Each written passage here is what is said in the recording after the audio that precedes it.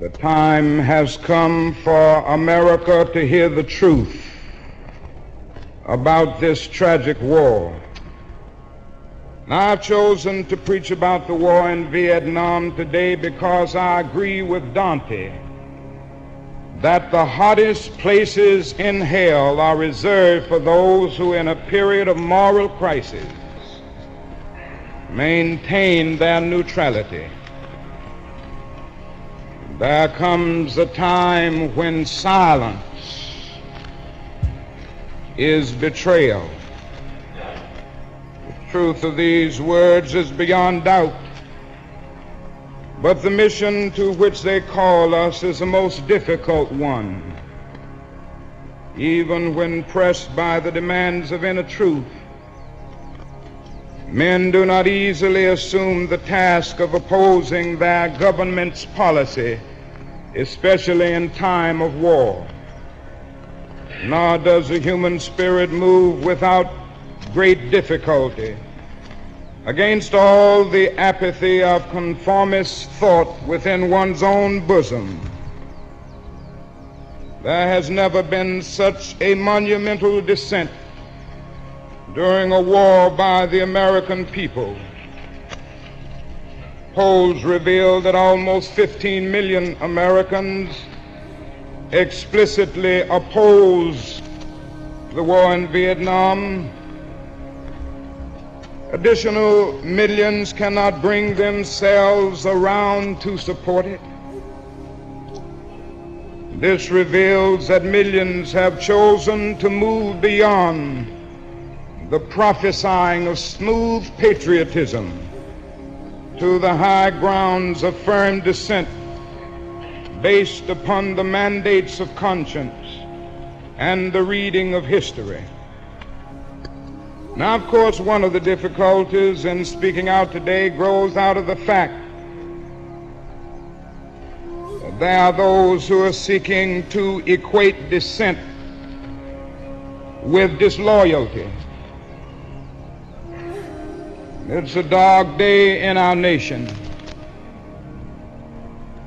when high-level authorities will seek to use every method to silence dissent. Something is happening and people are not going to be silent. The truth must be told.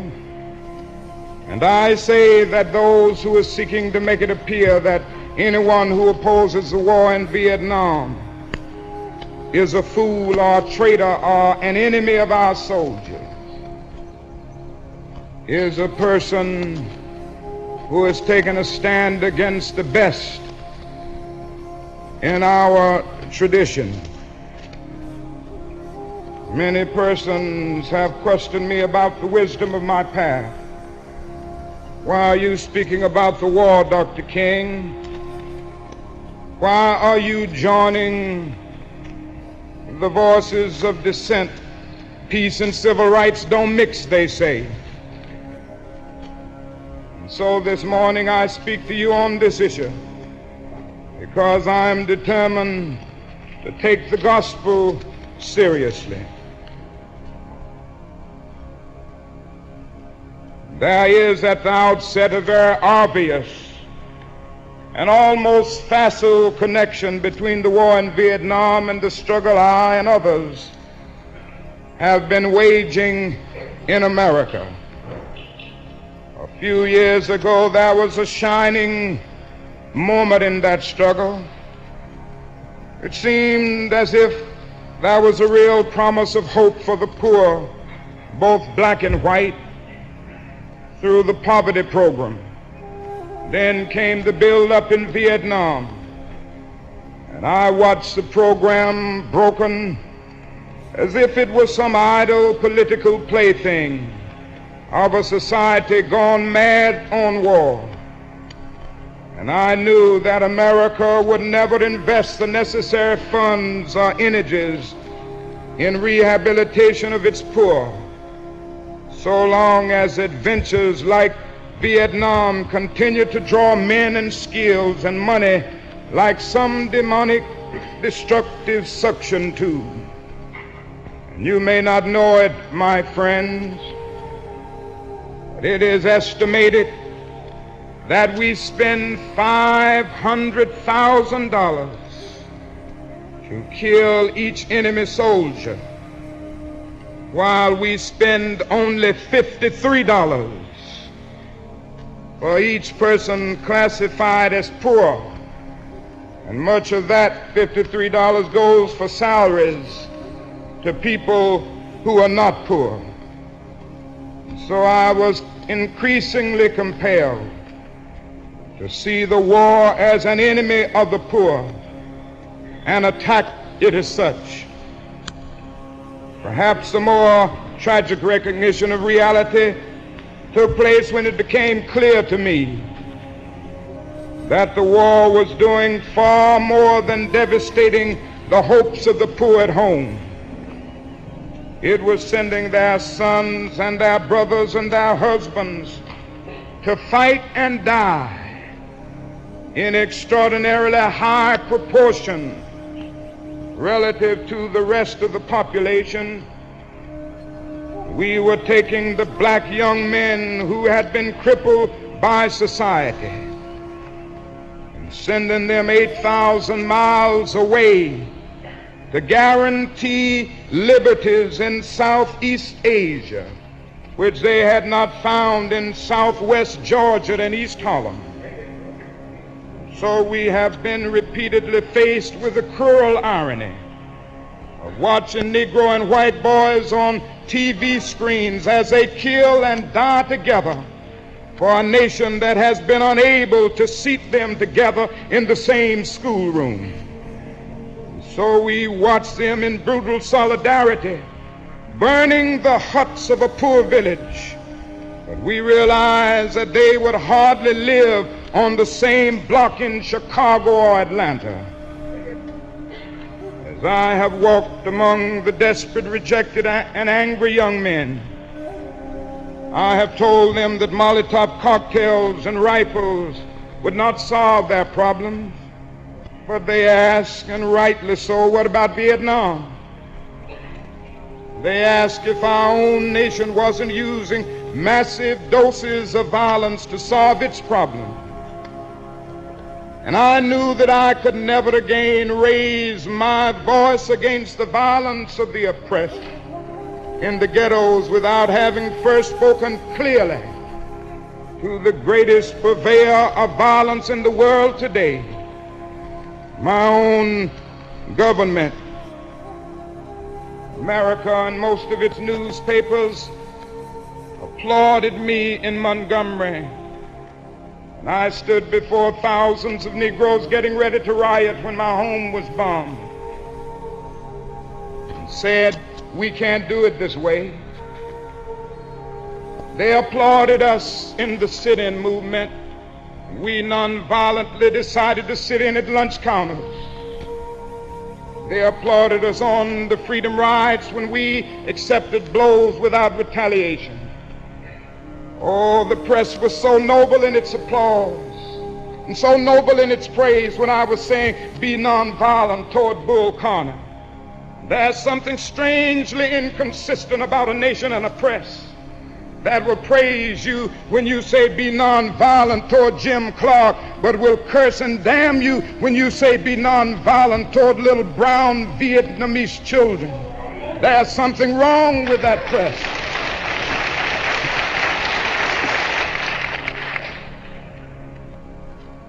Another burden of responsibility was placed upon me in 1964. And I cannot forget that the Nobel Peace Prize was not just something taking place, but it was a commission to work harder than I had ever worked before for the brotherhood of man. This is a calling that takes me beyond national allegiances, but even if it were not present, I would yet have to live with the meaning of my commitment to the ministry of Jesus Christ. To me, the relationship of this ministry to the making of peace is so obvious that I sometimes marvel at those who ask me why I am speaking against the war. Could it be that they do not know that the good news was meant for all men, for communists and capitalists, for their children and ours, for black and white, for revolutionary and conservative? Have they forgotten that my ministry is in obedience to the one who loved his enemies so fully that he died for them? What then can I say to the Viet Cong or to Castro or to Mayay as a faithful minister to Jesus Christ? Can I threaten them with death? Or must I not share with them my life? But there will be no meaningful solution until some attempt is made to know these people and hear their broken cries. And who are we supporting in Vietnam today? It's a man by the name of General Key, who fought with the French against his own people, and who said on one occasion that the greatest hero of his life is Hitler. This is who we are supporting in Vietnam today. Oh, our government and the press generally won't tell us these things, but God told me to tell you this morning. The truth must be told.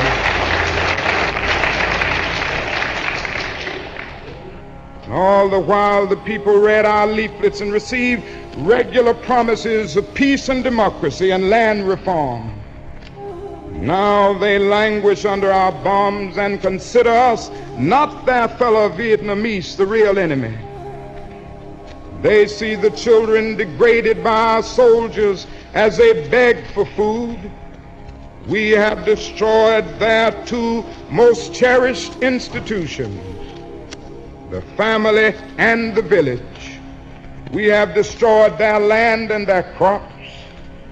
This is the role our nation has taken, the role of those who make peaceful revolutions impossible by refusing to give up the privileges and the pleasures that comes from the immense profits of overseas investments.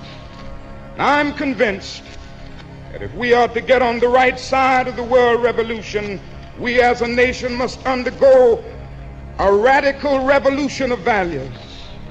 We must rapidly begin to shift from a thing-oriented society to a person-oriented society, when machines and computers, profit motives, and property rights are considered more important than people. The giant triplets of racism, militarism, and economic exploitation are incapable of being conquered. A true revolution of values will soon cause us to question the fairness and justice of many of our present policies. True compassion is more than flinging a coin to a beggar. A true revolution of values will soon look uneasily on the glaring contrast of poverty and wealth with righteous indignation. It will look across the seas and see individual capitalists of the West investing huge sums of money in Asia, Africa, and South America, only to take the profits out with no concern for the social betterment of the countries, and say this is not just. It will look at our alliance with the landed gentry of Latin America and say this is not just. The Western arrogance of feeling that it has everything to teach others and nothing to learn from them is not just. A true revolution of values will lay hands on the world order and say of war, this way of settling differences is not just. This business of burning human beings with napalm, of filling our nation's homes and with orphans and widows, of injecting poisonous drugs of hate into the veins of peoples normally humane, of sending men home from dark and bloody battlefields, physically handicapped and psychologically deranged, cannot be reconciled with wisdom justice, and love.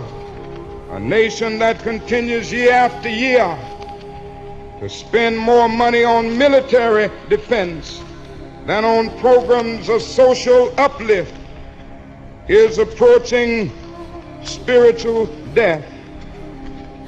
And it is a sad fact that because of comfort, complacency, a morbid fear of communism, our proneness to adjust to injustice, the Western nations that initiated so much of the revolutionary spirit of the modern world have now become the arch anti-revolutionaries.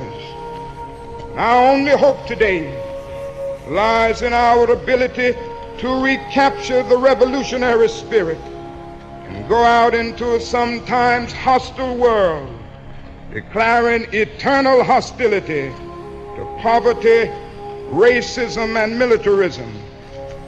A genuine revolution of values means in the final analysis that our loyalties must become ecumenical rather than sectional. Every nation must now develop an overriding loyalty to mankind as a whole in order to preserve the best in their individual societies. This call for a worldwide fellowship that lifts neighborly concern beyond one's tribe, race, class, and nation is in reality a call for an all-embracing, unconditional love for all men. This often misunderstood and misinterpreted concept, so readily dismissed by the niches of the world as a weak and cowardly force, has now become an absolute necessity for the survival of mankind. Let me say finally that I oppose the war in Vietnam because I love America. I speak out against this war not in anger, but with anxiety and sorrow in my heart, and above all with a passionate desire to see our beloved country stand as the moral example of the world.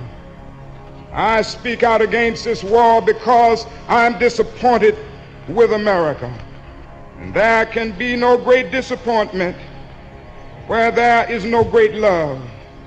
I'm disappointed with our failure to deal positively and forthrightly with the triple evils of racism, economic exploitation, and militarism.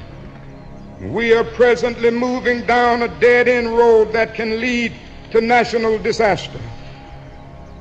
America has strayed to the far country of racism and militarism. All men are made in the image of God. All men are brothers. All men are created equal. Every man is an heir to a legacy of dignity and worth. Every man has rights that are neither conferred by nor derived from the state. They are God-given. Out of one blood, God made all men to dwell upon the face of the earth. What a marvelous foundation for any home. What a glorious and healthy place to inhabit. But America strayed away, and this unnatural excursion has brought only confusion and bewilderment. It has left hearts aching with guilt and minds distorted with irrationality. It is time for all people of conscience to call upon America to come back home. Come home, America. I call on Washington today. I call on every man and woman of goodwill all over America today. I call on the young men of America who must make a choice today to take a stand on this issue. Tomorrow may be too late, and don't let anybody make you think that God chose America as his divine messianic force to be a sort of policeman of the whole world. God has a way of standing before the nations with judgment, and it seems that I can hear God saying to America, "You are too arrogant." Now, it isn't easy. stand up for truth and for justice. Sometimes it means being frustrated when you tell the truth and take a stand. Sometimes it means losing a job. It means being abused and scorned. It may mean having a 7 or 8-year-old child asking your daddy, why do you have to go to jail so much? But I've long since learned that to be a follower of Jesus Christ means taking up the cross. And my Bible tells me that Good Friday comes before Easter. Before the crown we wear, there is the cross that we must bear. Let us bear it. Bear it for truth, bear it for justice, and bear it for peace. Let us go out this morning with that determination. And I have not lost faith. I'm not in despair. I haven't lost faith because the arc of the moral universe is long, but it bends toward justice. We shall overcome because the Bible is right. You shall reap what you sow. With this faith, we will be able to speed up the day when justice will roll down like waters and righteousness like a mighty stream. With this faith, we will be able to speed up the day when the lion and the lamb will lie down together, and every man will sit under his own vine and fig tree, and none shall be afraid, because the words of the Lord have spoken it. With this faith, we will be able to speed up the day when all over the world we will be able to join hands and sing in the words of the old Negro spiritual, free at last, free at last, thank God Almighty, we are free at last. With this faith, we'll sing it as we are getting ready to sing it now. Men will beat their swords into plowshares and their spears into pruning hooks. And nations will not rise up against nations, neither shall they study war anymore. And I don't know about you, I ain't gonna study war no more.